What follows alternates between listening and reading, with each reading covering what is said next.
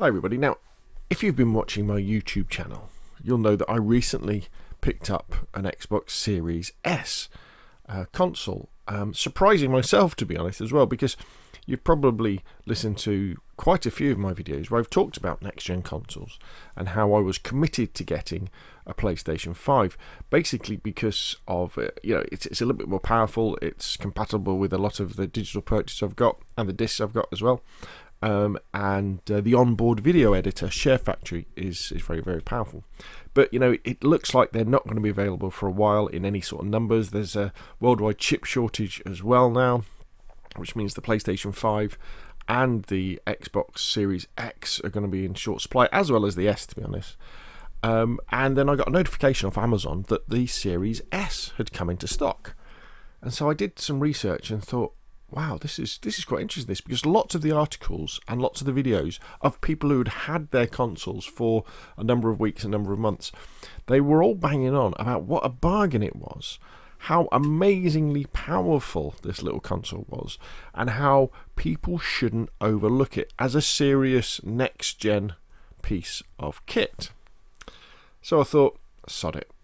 I had the money squirreled away, so I pulled the trigger, and I thought, at the back of my head was always the idea that, well, look, I've had a PlayStation 4 and I've had an Xbox One S, so I had both consoles of last generation, serious ones, not including, obviously, the Nintendo ones. And so eventually I will get a PlayStation 5 when they become available, probably Christmas 2021, something like that. But what I wanted to do was do a video kind of explaining the difference between the One S and the One X, and how it may mean that actually the One S may be the console of choice for you. A lot of the time it gets overlooked, and people kind of consider it as this is the Game Pass machine. This isn't for the serious gamers. This is the machine that you buy for your kids, that you'd have in the corner of their room, and you buy them a subscription to Game Pass, and it gives them all the games and it does its stuff. But you'll be absolutely amazed at how powerful it is and what it can do. So let's have a look. So this is what Microsoft say about the Xbox Series X. And this first little bit is really the core of the difference between the consoles and what will drive your choice about which one to get, along with your budget, of course. So the Xbox Series X gives you true 4K gaming. So what it aims to do, the Series X, is deliver 4K resolution at 60 frames a second. That's its core being, if you like. That's its mission statement. Whereas the Series S, the core of its being is 1440p at 60 frames a second. So that's the core difference. Now, the Series S will do 4K if it is connected to a 4K display, a 4K TV, a 4K monitor, but it will be upscaling from 1440 to 4K. And when they say they'll do 120 frames a second, because they say both of the consoles will do 120 frames a second, in theory, the idea is that the Xbox Series X might be able to do 4K 120 frames a second. Probably not. The Series S might be able to do 4K 120 frames a second. Might be able to do 1440p at 120 frames a second. Obviously, the games that both of the consoles are capable of doing that on will probably be on the simpler terms of graphics. Don't expect the next Battlefield to run at 4K 120 frames a second on the X, or 4K 1440p. I wouldn't expect that. But 60 frames a second at 1440p for the Series S, and 60 frames a second for the Series X is, I think, what we could definitely look at. And that's the core of the difference between the two. And Microsoft have also done a rather handy little comparable chart here. So let's go through. So you've got the difference in the prices. The Xbox Series X in the UK is about 450 quid. The Xbox Series S is 250 quid. So £200 cheaper. So let's go down, let's have a look. So they both use the Xbox Velocity architecture, which means that they've got very fast hard drive. They've both got quick resume. Both can do ray tracing, variable ray shading, spatial sound, gaming up to 120 frames a second. Take that bit with a pinch of salt. Smart delivery, which means that it'll only download it'll download the type of game you want. So if you've got an Xbox Series X connected to a 4K TV, it'll download a game with all those assets, the 4K assets. Where the Series S, maybe that's connected to a 1080p, it won't. So you'll end up with a smaller game size. Play thousands of games across four generations, so that means backwards compatibility. Works with Xbox One gaming accessories, access to over 100 games with Xbox Game Pass. So then we have the storage. So the Xbox Series S has only got 512 gigabytes, and the X comes with a terabyte. Now although that is a big difference, 500 gig, remember you can connect USB external hard drives and external SSDs to these machines. And in fact, my Series S right now has an external 1 terabyte SSD connected to it, and I've got all my backwards compatible games on it, which is basically all of the games at the moment. So things like my Battlefield 1, my Battlefield 4s, PUBGs, DayZs, all those games that don't have an Xbox X or Xbox Series S enhanced game, they can sit and play very nicely from a normal SSD. I mean, they'll play from an external HD as well if you wanted to do that, but you're probably better off having an SSD. The games that you must install on your internal SSD that gives you that super fast architecture are ones that are enhanced for Xbox Series S and Series X. So the new Call of Duty, for example, you'd have to install that on the internal hard drive, so that it can run as fast as it can and pull all those assets in, because part of the way that the games run so well is because they can pull data from the drive so very, very, very fast. Frame rate up to 120 frames per second, again for both consoles. But remember, again, the Series X, we're talking 4K. For the Series S, we're talking 1440p. And then this is the bit that I think that puts lots of people off, the processor. So the processor in the X can kick out 12 teraflops of processing power, and the Series S is only 4. And that makes you think, what? God, that's a massive difference, isn't it? 8 teraflops. I mean, what does that actually mean? We used to talk in terms of hertz, didn't we, and things like that. So it looks like a big difference, doesn't it? However, let me explain why that shouldn't really bother you. Let's have a look at these resolution screens. So what this picture is showing you is the difference in relative size between different screen resolutions. And I want you to kind of imagine the number of dots you'd have to run around, you'd have to drive. So when we're running our standard 1080p telly, 1920 by 1080, that's this box here that you can see. So you can imagine, the Series S and the old Xbox One S and the PlayStation 4, they could run 1080p 60 frames a second on quite a few games. I think that Call of Duty would run at 60 frames a second, maybe not that consistently old gen. But for example, the Series S can run all my old backwards compatible. Series S runs many of the backwards compatible games incredibly well at 1080p 60 frames a second. So you get some games that have been adjusted to do it, like Sniper Elite 4. You've got games like Battlefield 4 look amazing, Battlefield 1 looks amazing, PUBG looks amazing, DayZ flies along at 60 frames a second at 1080p on my telly. Very, very well. Let's have a look at the size of a 4K screen in terms of the number of extra pixels that you would get.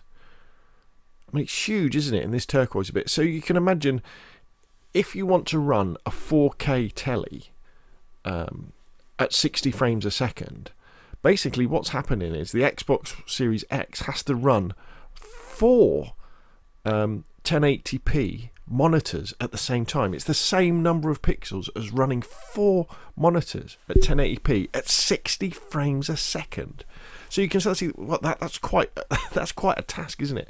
If you look up how to do 4K gaming on a PC at 60 frames a second, it's going to cost you an awful lot of money. In fact, you probably can't really do it at the moment because you can't get hold of the graphics cards to do it, but it's going to cost you an awful lot of money in terms of the graphics cards you need to do it, and obviously the machine that those graphics cards need to be in. So that should start to think, well, okay, wait a minute. So if the internal architecture of the machines is basically the same, but one is trying to get to 4K, 60 frames a second, but another one is only having to do 1080p at 60 frames a second, you can see how the Xbox One S doesn't need all that horsepower, because it just doesn't have to do the work. Just doesn't have to do the work. Now, you may well say, well, what about 1440p then? Because I said previously that the One S is aiming 1440p, 60 frames a second, but even there, you can see that there is a significant size difference. That's 1440p, and then all this extra real estate, all these extra thousands and thousands of pixels that the One X has to push around in order to get 4K 60 frames a second going, rather than 1440p or even 4K 30 frames a second. You can see how the Xbox One X kind of struggled because of this massive difference.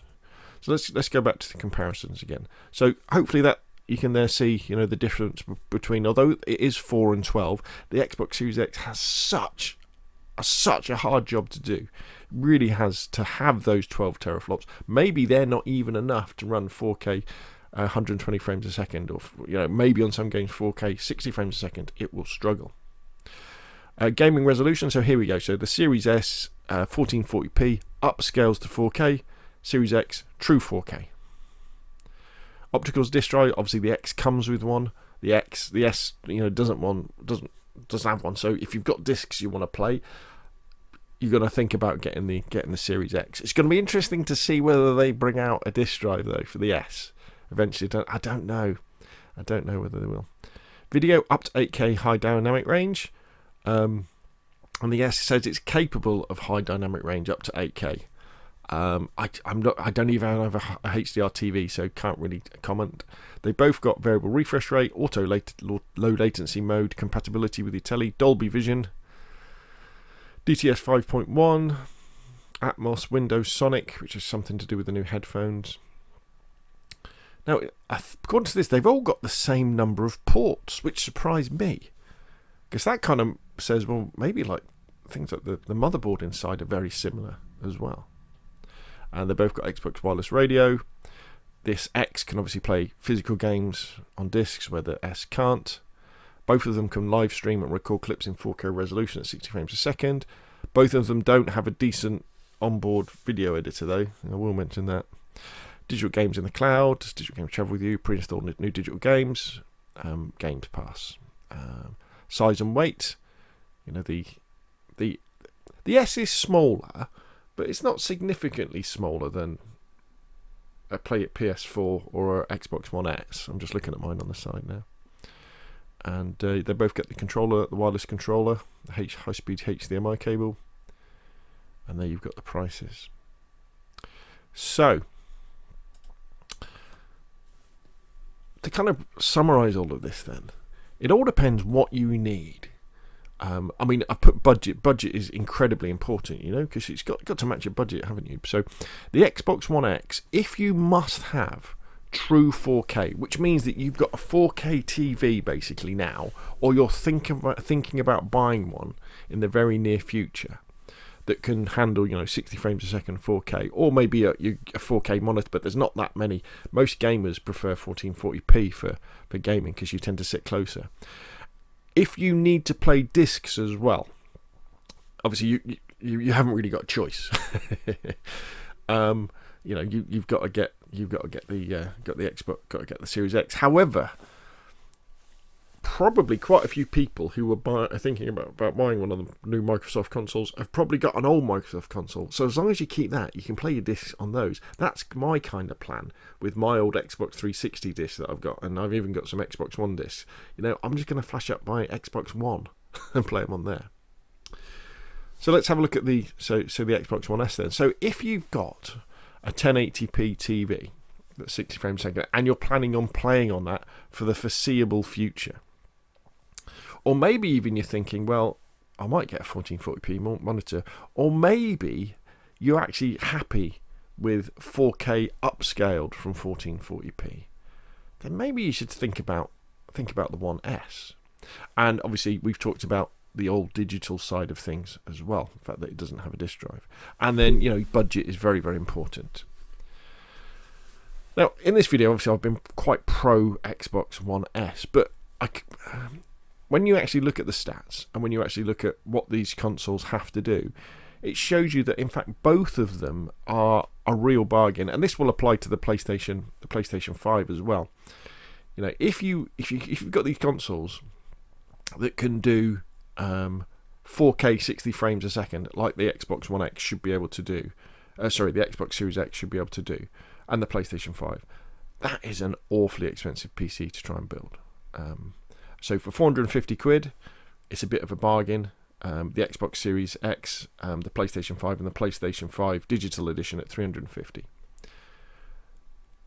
But on the same boot, the Xbox Series S at £250, that will give you 1080p 60 frames a second, no worries. It'll do that. No problems at all.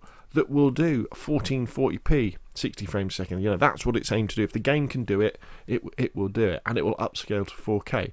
All of a sudden, that 250 quid seems like a bit of a bargain. If you think a new Xbox controller is going to cost you, it's going to cost you 50 quid, isn't it? A super fast SSD hard drive is going to cost you, well, I think the 1 gigabyte ones for these consoles, if you want to buy the proper one that goes in the slot on the back, the whatever it is ones, they're £200 though. So if you half that, so £100, all of a sudden you've got 150 quid for a new controller and a super fast hard drive that's inside the One S.